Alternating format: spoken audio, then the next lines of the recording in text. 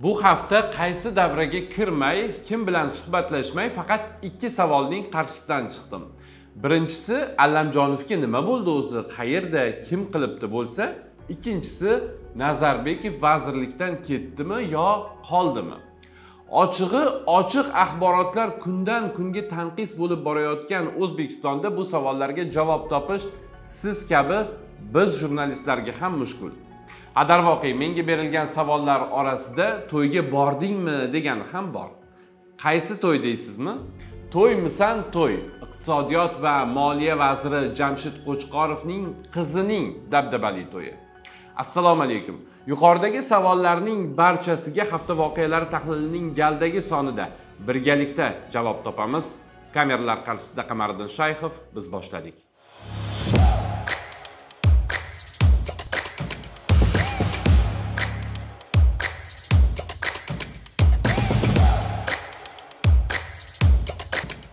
Nazarbekov deputat bo'lmadi, lekin vazirlikda qolish ham dargumondek. Bilmaymiz ochig'i, bilolmayapmiz. Na gapiradigan, na savollarga javob beradigan odamlar bor. Siz kabi eshitganlarimizga asoslansak, Nazarbekov ham senatorlikka ketishi mumkin. Ijtimoiy tarmoqlarda tarqalgan va asoslanmagan gaplarga qaraganda Nazarbekovdan qolgan vazirlik kursisini O'zbekiston Davlat konservatoriyasi rektori, O'zbekiston xalq artisti Kamoliddin O'rinboyev egallashi mumkin ekan. Agar bu gaplar rost bo'lsa, hukumatning eng muhim bo'g'inidan bir san'atkor ketib, boshqasi keladi. Xabaringiz bor, 27-oktyabr kuni bo'lib o'tgan Oliy Majlis Qonunchilik palatasi va mahalliy kengashlar deputatlarining saylovida hukumatdan naq 7 kishining O'zbekiston Liberal Demokratik partiyasidan bosh vazir o'rinbosari Jamshid Xo'jayev, Maktabgacha va maktab ta'limi vaziri Hilola Umarova, Milliy tiklanish demokratik partiyasidan madaniyat vaziri Ozodbek Nazarbekov, Adolat sotsial demokratik partiyasidan adliya vaziri Akbar Toshqulov, Xalq demokratik partiyasidan bosh vazir o'rinbosari Zulayho Mahkamova va raqamli texnologiyalar vaziri Sherzod Shermatov, Ekologik partiyadan ekologiya, atrof muhitni muhofaza qilish va iqlim o'zgarishi vaziri Aziz Abduhakimov nomzodi saylovda ko'rsatilgan edi. Saylov natijalariga ko'ra ularning hech biri deputatlikka o'tmaydigan bo'ldi. Markaziy saylov komissiyasi tomonidan e'lon qilingan Oliy Majlis Qonunchilik palatasi deputatlari ro'yxatida ularning ism-sharifi ko'rsatilmagan. Senatimiz raisi Tanzila Norboyeva esa shu hafta xalq deputatlari Toshkent shahar kengashi deputatligiga saylandi. Bu uning senat raisligidan ketdi degani emas, hali hammasi oldinda. Avval ham Norboyeva taomilga ko'ra deputatlikka saylangan, so'ng senat raisi etib tayinlangan. Shuningdek, bu galgi saylovda deputatlikka saylangan san'atkorlar va sportchilar avvalgilardan ancha ko'p. O'zbekiston xalq artistlari Yodgor Sa'diyev, Muhammadali Abduqunduzov, Gavhar Zokirova, O'zbekiston xalq rassomi Akmal Nur, bastakorlar Rustam Abdullayev, Oydin Abdullayeva, aktrisalar Ra'no Zokirova, Ra'no Shodiyeva, Dilnoza Kubayeva, Mahliyo Asqaraliyeva, futbolchi Odil Ahmedov, gimnastikachi Oksana Chusovitina, futbol hakami Ravshan Ermatov Oliy Majlis va mahalliy kengashlar deputatligiga saylandi. Ma'lumki, ko'plab xalqaro tashkilotlar qatori Yevropada xavfsizlik va hamkorlik tashkiloti saylovlarni kuzatish missiyasi ham O'zbekistondagi saylovni kuzatdi va xulosalari bilan hisobot e'lon qildi. Yevropa tashqi harakatlar xizmatining bayon qilishicha, 27-oktyabr kuni bo'lib o'tgan O'zbekiston parlamentiga saylovda saylovchilarning haqiqiy tanlovi qolmagan. Hisobotda qayd etilishicha, saylov tizimi bosqichma-bosqich rivojlanib, saylovlarga texnik jihatdan yaxshi tayyorgarlik ko'rilgan bo'lsa-da, siyosiy muhit saylovchilarga haqiqiy tanlov imkoniyatini bermay, cheklanganligicha qolmoqda. Shuningdek, Yevropa ittifoqi ushbu saylovlar davomida qayta ko'rib chiqilgan qonunchilik bazasida erishilgan yutuqlarni, xususan nogironlarning ovoz berishini osonlashtirishga qaratilgan sa'y-harakatlarni va yangi parlamentdagi o'rinlarning kamida 40%ni ayollar egallashini olqishlagan va O'zbekiston hukumatini ushbu saylovlarda erishilgan texnik standartlar bilan tabriklagan. Lekin so'nggi natijalarga ko'ra deputatlik o'rinlarining 38%ni ayollar egalladi. Shunday bo'lsa-da, bu O'zbekiston parlamenti tarixidagi eng yuqori ko'rsatkich. Shu bilan birga Yevropa ittifoqi davom etayotgan kamchiliklarni, ya'ni Faqat hukumat tomonidan rasman ma'qullangan partiyalarga o'z nomzodlarini ko'rsatish huquqiga ega bo'lganini, bu esa muxolif partiyalarning tanlovda qatnashmasligiga olib kelganini urg'ulagan. Yevropa Ittifoqi, shuningdek, Yevropada xavfsizlik va hamkorlik tashkiloti tomonidan saylov kunida aniqlangan qonunbuzarliklar, huquqbuzarliklar, protsessual va texnik muammolar hamda jarayonning yaxlitligini shubha ostiga qo'yuvchi va shaffoflikka putur yetkazuvchi kafolatlarga hurmatsizlik bilan bog'liq ko'plab holatlar aniqlanganini ham e'tiborga oldi. Yevropa Ittifoqi saylovlarni haqiqatdan ham adolatli va erkin deb ta'riflashdan oldin O'zbekistondagi demokratik jarayonlarga qo'shimcha sarmoya kiritish zarur deb hisoblaydi. Bo'lajak parlament saylovlari mustaqil nomzodlar uchun ochiq bo'lishi kerak. Islohotlarni amalga oshirish mumkin bo'lgan barqaror muhitni o'rnatish uchun mazmunli jamoatchilik muhokamasi, shu jumladan muxolifat ovozlari uchun maydon yaratish va himoya qilish juda muhim. Parlament saylovida mamlakatda ko'p yillik hukmron Liberal Demokratik partiya g'olib bo'ldi. O'zLiDeP Oliy Majlis Qonunchilik palatasidagi 150 deputatlik o'rinlaridan 64 tasini, Milliy tiklanish 29, Adolat 21, Xalq Demokratik partiyasi 20, Ekologik partiya 16 o'rinni egalladi. Markaziy saylov komissiyasi ma'lumotlariga ko'ra, saylovda saylovchilarning 74,72% ishtirok etgan. Shu desangiz, to'yga bormadim. Qaysi to'yga bo'lardi? O'sha dastur avvalida gap boshlaganim vazir Jamshid Qo'chqorovning to'yiga. Ammo ijtimoiy tarmoqlarda to'y videolarini ko'rib, rosa borgandek bo'ldim. To'ylar muborak o'rtoqlar! To'ylar muborak! Aytmovdimizki, yana bitta hangomani boshlagandi. Keling tushuntiribroq gapiray. Shu hafta ijtimoiy tarmoqlarda Jamshid Qo'chqorov qizi Sevinchni turmushga berayotgani aks etgan video tarqaldi. Juda ko'plab shu media vositalarida maqolalar chop etilyapti, ma'lum bir odamlar o'zini fikrlarini bildiryapti. To'y qachon va qayerda bo'lgani aniq emas, ammo videoda bo'yniga oq kapalak galstuk taqib olgan vazir Qo'chqorov xuddi Yevropa to'ylaridagidek kuyovning qo'liga qizini topshirayotgani aks etgan. LinkedIn va Facebookdagi ma'lumotlarga ishonilsa, kuyov bo'lmish Saidali Ubaydullayev Westminster universiteti va dunyoning eng yaxshi biznes maktablaridan biri Base Business School'da tahsil olgan. Hozirda Amirsoy dam olish maskanining rivojlanish bo'yicha direktor o'rinbosari lavozimida ishlab kelmoqda. To'y qayerda bo'lgani aniq bo'lmasa-da, uning hashamatidan va dekoratsiyalardan oddiy joyda bo'lmaganini payqash qiyin emas. Katta ehtimol bilan marosim ayni vaqtda o'zbekistonlik ko'plab puldorlarning to'ylari o'tkazilayotgan Zo'r TV telekanalining pavilyonida o'tgan bo'lishi mumkin. To'g'risini aytganimizda, bu ham mana shu jamiyatimizdagi ochiqlik siyosati, ma'lumotlarni e'lon qilayotganligimiz va hokazo. O'zbekistonliklar mamlakatda to'y va ma'rakalarni qisqartirishga oid qarorlarning qabul qilinishi va uning birinchilaridan bo'lib davlat xizmatchilarining o'zi buzib berishiga o'rganib qolgan.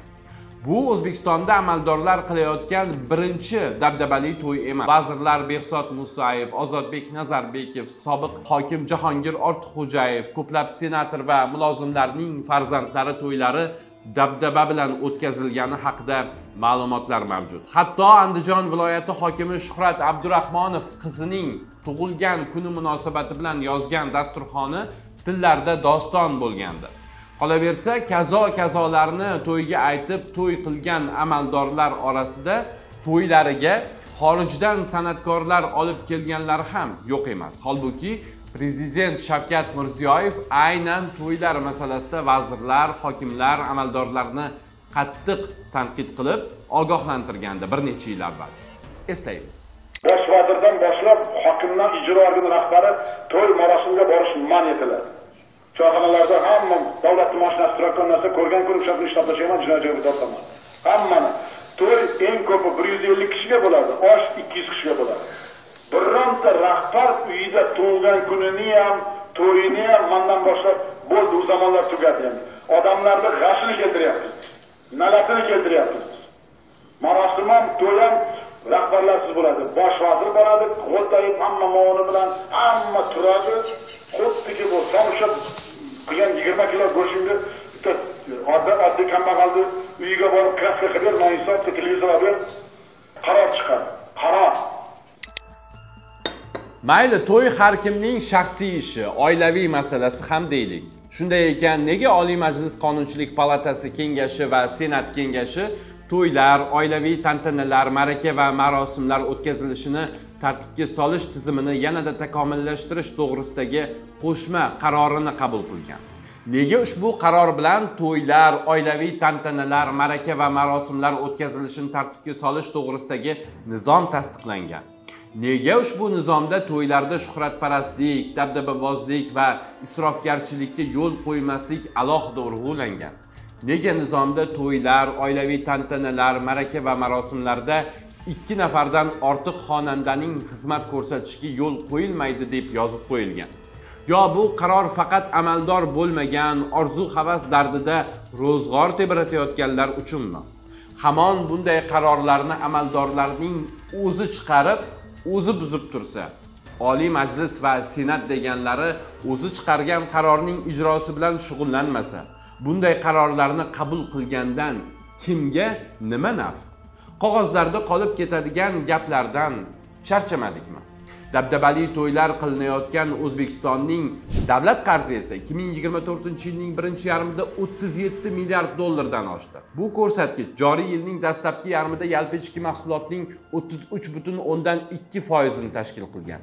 Joriy yilning birinchi yarim yilligida O'zbekiston nomidan davlat kafolati ostida jami 2,8 milliard dollarlik tashqi qarz shartnomalari imzolangan. Xullas, budjet haqida aytadiganlarimiz ko'p va xo'p, bularga birozdan keyin to'xtalamiz.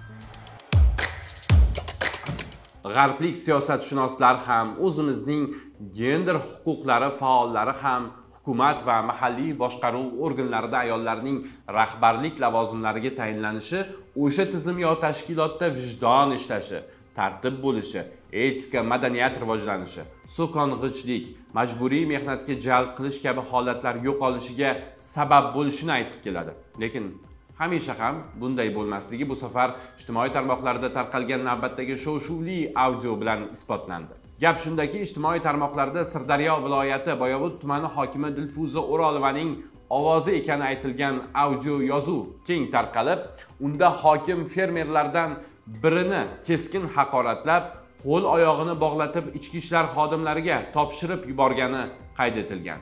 Aytilishicha, O'zbekistondagi kam sonli ayol hokimlardan bo'lgan O'rolova joriy yilning 25-oktyabr kuni tuman fermerlari bilan dala shiyponlarining birida majlis o'tkazib, ushbu yig'ilishda Abdumandat ota farzandlari fermer xo'jaligi rahbari Shuhrat Hojiyevni haqoratlab, unga nisbatan hatto kuch ishlatgan. Hokim fermerga e'tiroz bildirar ekan, undan nega paxtani terdirmaganini so'ragan. Fermer esa bunga javoban g'alla ekish boshlanganini va shu ish bilan shug'ullanganini aytgan.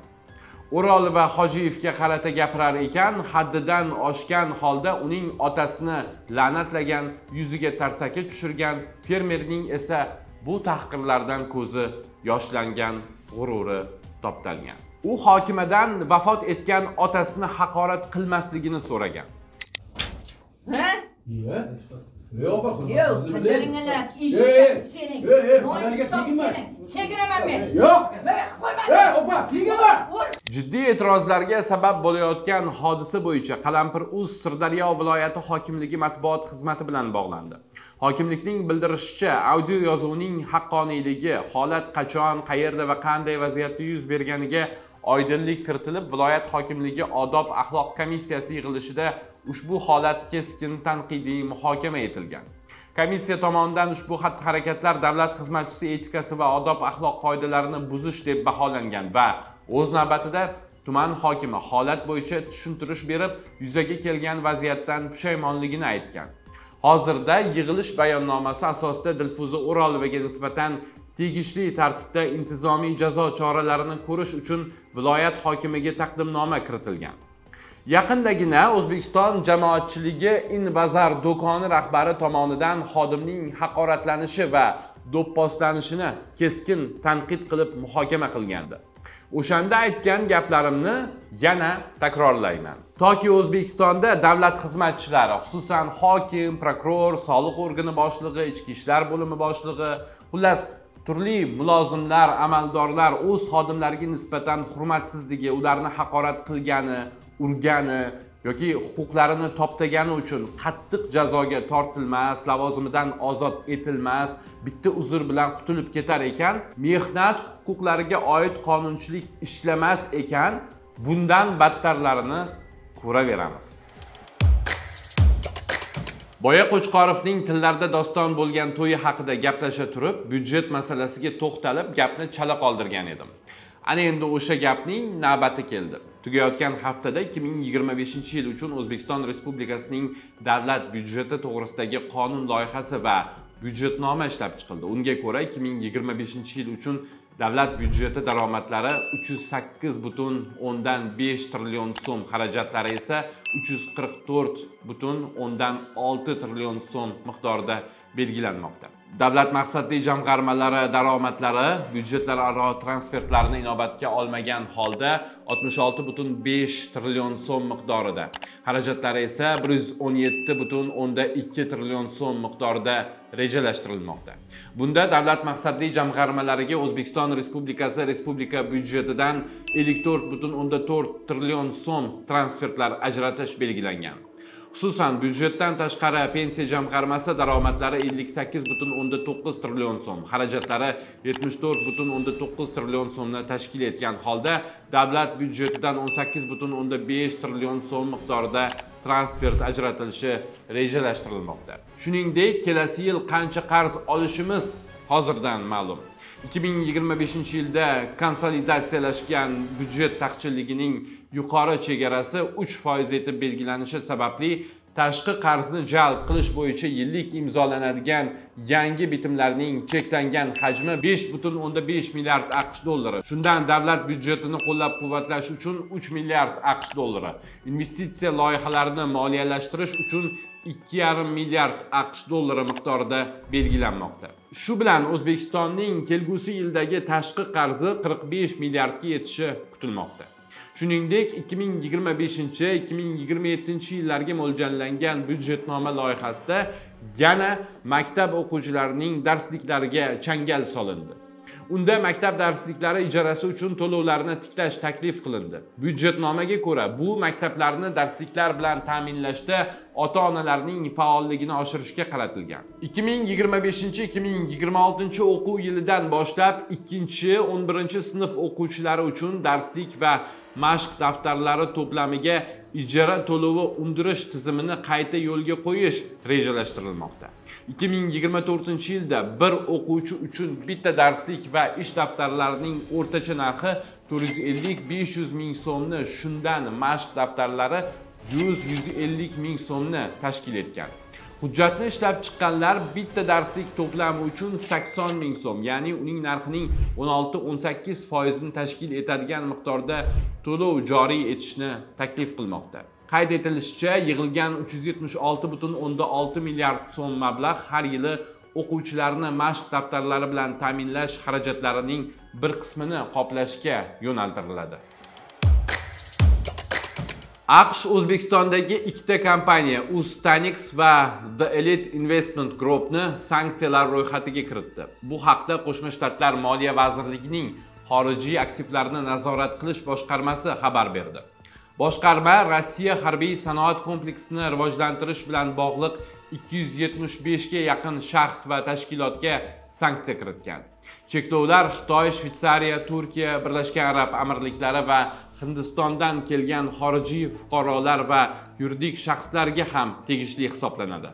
Savdo tashkilotlarining yagona davlat reyestriga ko'ra, AQSh sanksiyasiga uchragan Ustanix 2018-yil iyul oyida ro'yxatdan o'tgan va mexanik dastgohlarning ulgurji savdosi bilan shug'ullanadi.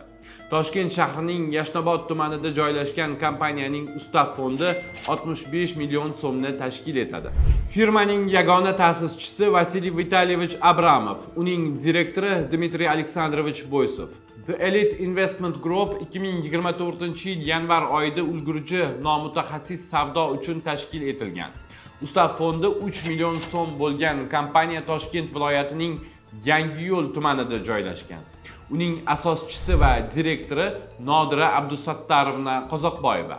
AQSh davlat departamentiga ko'ra, The Elite Investment Group 2024-yilning mart oyidan may oyiga qadar Rossiya kompaniyalariga, shu jumladan AQShda ro'yxatda o'tgan va Rossiyada joylashgan GTS Group kompaniyasiga yuqori ustuvorlikdagi tovarlarning umumiy ro'yxatidan taxminan $190 ming mahsulotlar, shu jumladan Turkiyaning Guchlu Global kompaniyasidan agent tashuvchi sifatida foydalangan holda elektr transformatorlarini yetkazib bergan. Andijon shahrida yashovchi 2000-yilda tug'ilgan yigit 31-oktyabr kuni soat taxminan 22:40 atrofida o'ziga benzin sepgan holda Ilg'or mahalla fuqarolar yig'ini hududida joylashgan uyali aloqa kompaniyalariga to'lov qilish shoxobchasiga kirib, o'zini yoqib yuborgan, joniga qasd qilgan. U kuygan jarohatlari bilan shifoxonaga keltirilgan. Yigit o'zini yoqib yuborgani video kameralarida qayd qilingan.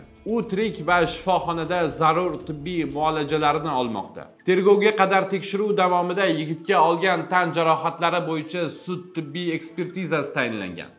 Qalampir.uzga oid ma'lumotlarga ko'ra, yigitning o'z joniga qasd qilishiga uning onlayn qimorda katta miqdordagi pul bilan yutqizib qo'ygani sabab bo'lgan.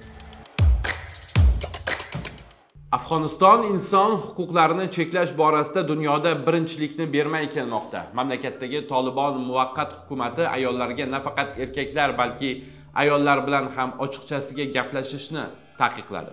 Bu haqda muvaqqat hukumatning ezgulikni targ'ib qilish va illatlarning oldini olish bo'yicha vaziri vazifasini bajaruvchi Xolid Hanafiy ma'lum qildi. Vazirning bayonotiga ko'ra, ayollar o'z ovozini boshqa ayollar eshitishga yo'l qo'ymasligi kerak. Shu boisdan Afg'onistondagi ayollar Qur'onni ayollar bor joyda ovoz chiqarib o'qishdan ham tiyilishi lozim. 2021-yil avgust oyida Afg'onistonda Tolibon hokimiyatni qo'lga kiritganidan beri bu mamlakatda ayollarga ta'lim olish, erkak hamrohligisiz sayohat qilish va jamoat joylarida ayniqsa erkaklar bilan gaplashish, hatto savdolashish ham taqiqlangan. Shuningdek, ularga parklarga tashrif buyurish, suzish yoki sport bilan shug'ullanish man etiladi. Go'zallik salonlari ham taqiqlangan.